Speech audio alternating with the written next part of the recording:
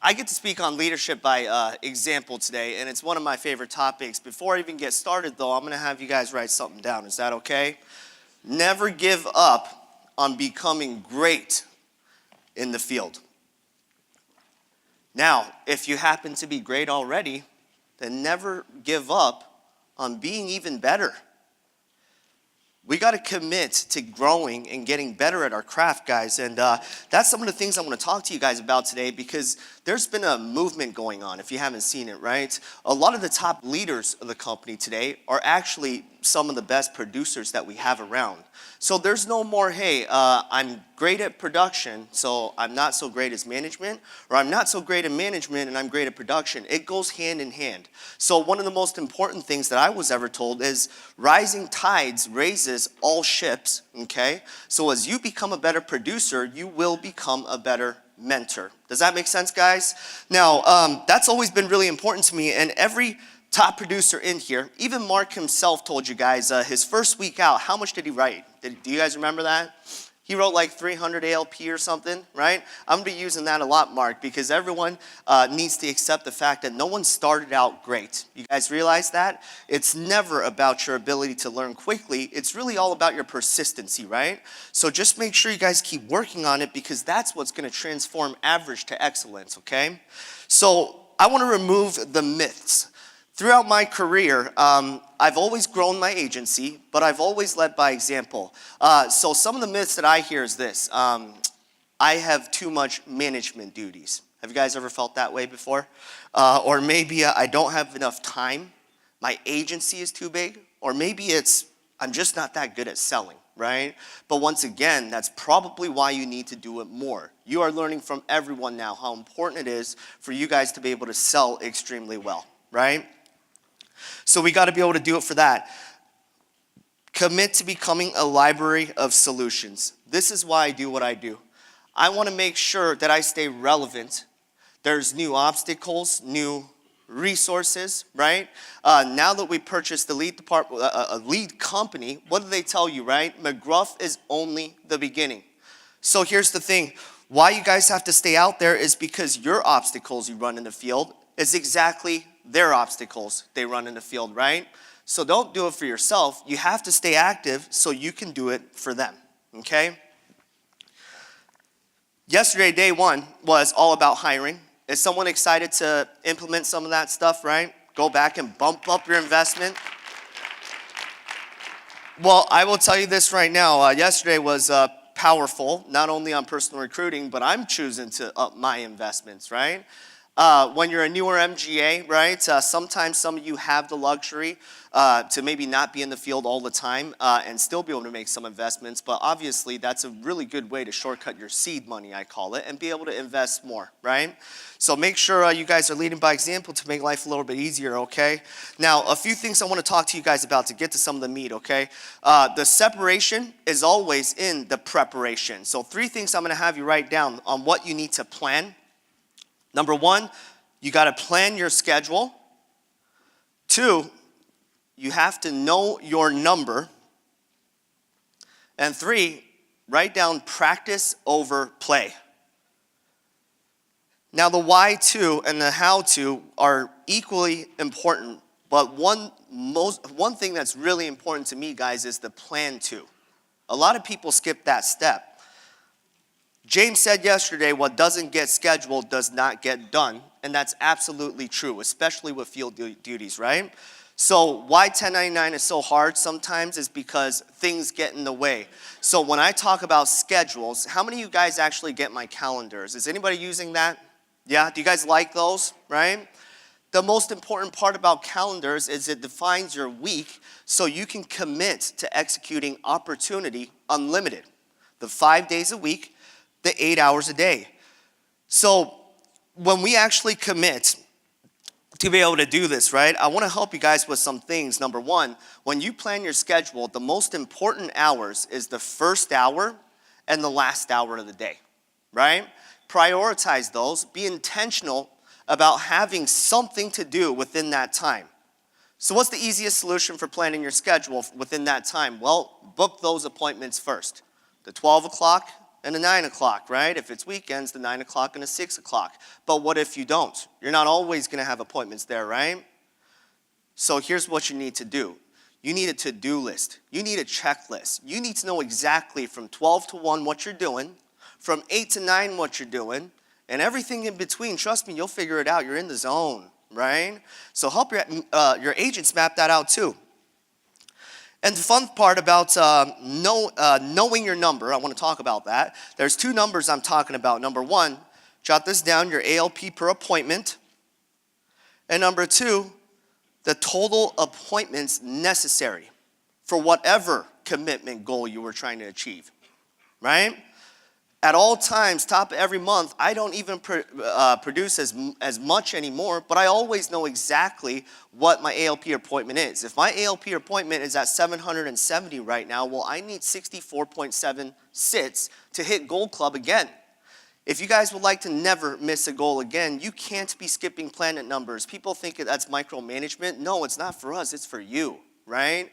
Know your statistics, know your averages, so that way you can create your outcome every time you hit your goal or set a goal, right? Lastly, when I said practice over play, newer agents always like to ask me, when do I get to stop studying the script? Well, I don't know. I've only been here 5 years, right? When I stop, I'll tell you. So here's the thing. When it comes to why we keep studying, front row, help me out here. Practice makes improvement. It doesn't make perfect. And by the time you do, we're probably working another lead type, right? So it makes improvement. There's constant evolution, as I said. Things are always changing. Now, what we're leading by example is what? 4 sales a week. That's what I'm here to talk about, right? And that's made up from 66% of the pie. That sums up our paycheck. So if you're not familiar, jot these down. It's your ALP per sale times activity times closing. In no particular order, right? But when it comes to the activity, right, as I said, we kind of went over that already, but I'm calling it something new. I like what James said about no matter what people yesterday. I'm going to start calling this a no matter what schedule. Redefine it every single week and make sure those 5 days you're actually working, right? Now, I like to work hard, but I also like to work smart. So 2 ways that you can shortcut your way to the end goal, okay? Number 1, this one is a very obvious one. Have a high focus to replace your appointment with an appointment every single time. But the second way, my favorite way to work smart, is the multiplier. It's the ALP per sale, because that is decision-based, guys. When Rick mentioned in the opening speech that when I moved to Virginia, right, we bumped up ALP per sale. I've gotten quite a few questions from some of you, right? And when I give the first answer, hey, well, you got to show big to land big, right? I hear a lot of, oh, but I already do that. I already say that, right? Well, I want to help you guys identify why a lot of you are needing to drop close so much in order to land a deal. Can I do that real quick? Number 1, the problem is never the problem. It's always how you're responding to it, okay?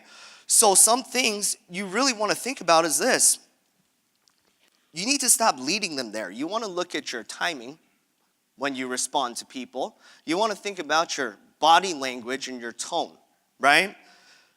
I mean, think about if we're selling anything else that we know is a good deal. Everyone looks sharp in here.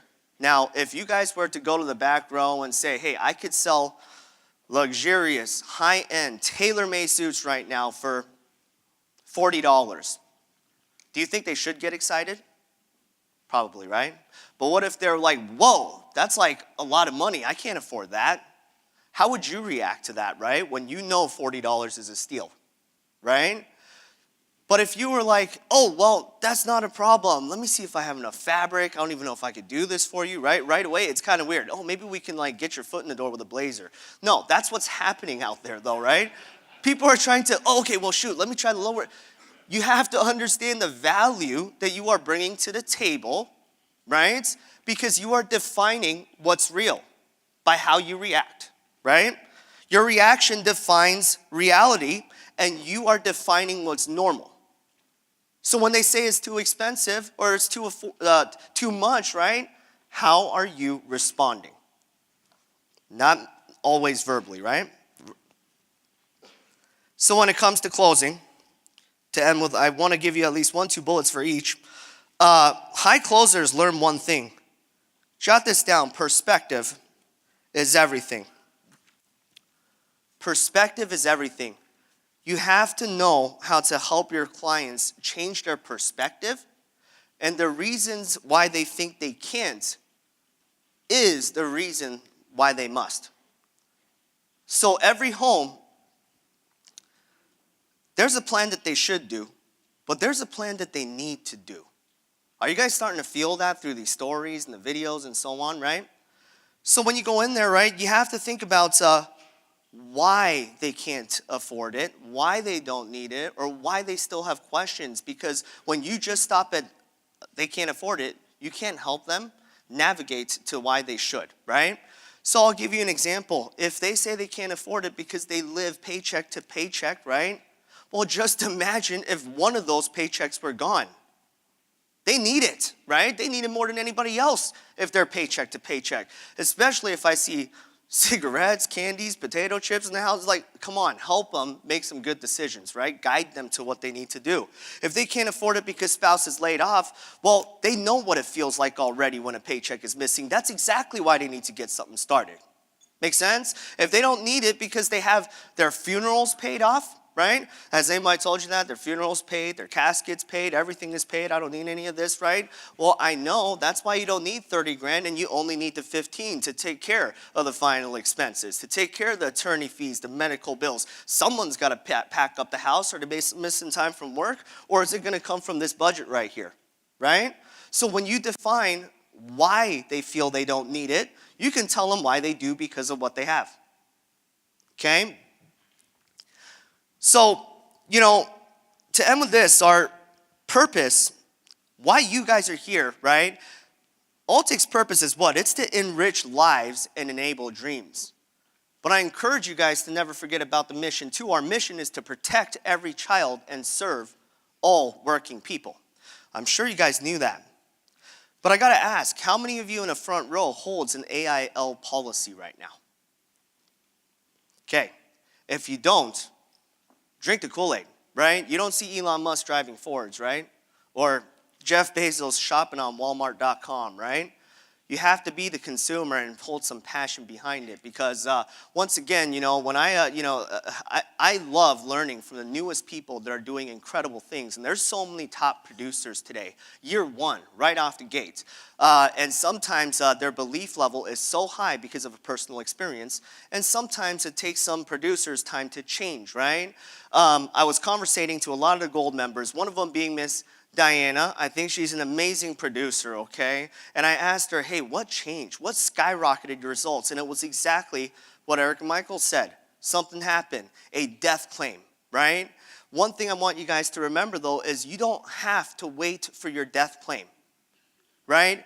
You have to be able to transfer the feeling, but that means you have to feel it first. So have some empathy. If you have some empathy, that'll create passion, and your passion will then transfer that feeling in the home, right? But if you don't learn how to be empathetic, you can't communicate empathy. Thank you, guys.